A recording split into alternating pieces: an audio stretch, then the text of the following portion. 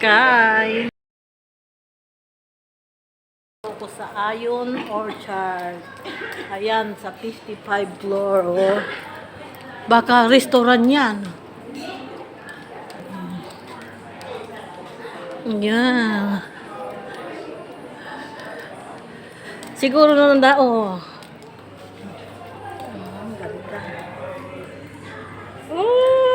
Ayun ang Westma. Ayun ang mga restaurant na hindi na yung mga dati-dati may maraming tao dito na bumibisita. Ngayon restaurant na pala dyan. Dempsey Hill.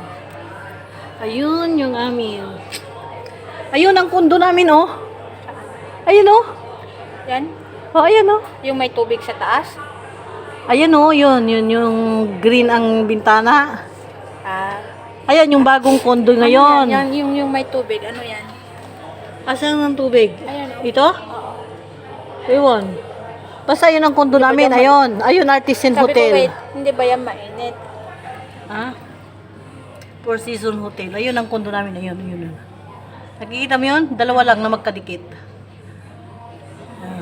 Tapos dito kami. O di ang layo lang lakarin mo pag bibili ka. Ayan lang oh, di ba? Yun lang oh, iikot doon. Sa forum. Ayan oh, forum lang ah. Oh, forum, tsaka Buko Hotel. Ayan oh. Ayun. Nag-iba na pala dito sa taas, hindi na dati-dati marami.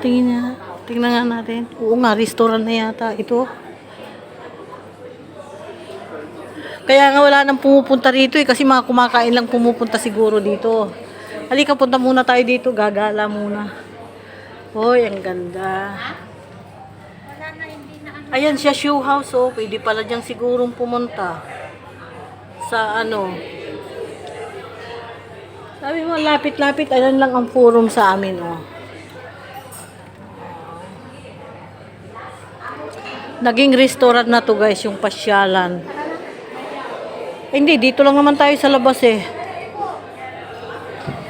Ang tangs oh, ito na ang tangs. Yan ang tangs guys.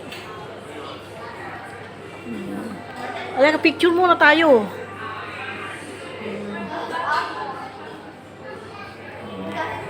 $55.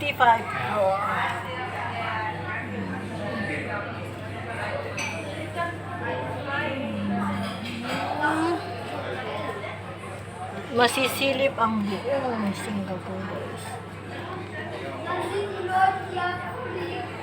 Ay naku, sira na talaga tong ko. Guys, silera ng Ion. Shoe.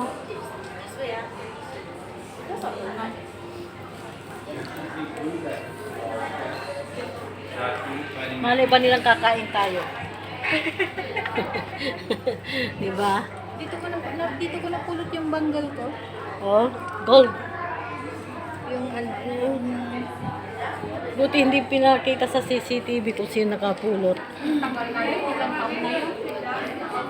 Suot-suot na ng anak ko yun. Tara na. Ayan oh, may Pilipino din oh. Malay mo. Kakain sila, hindi pipicture lang.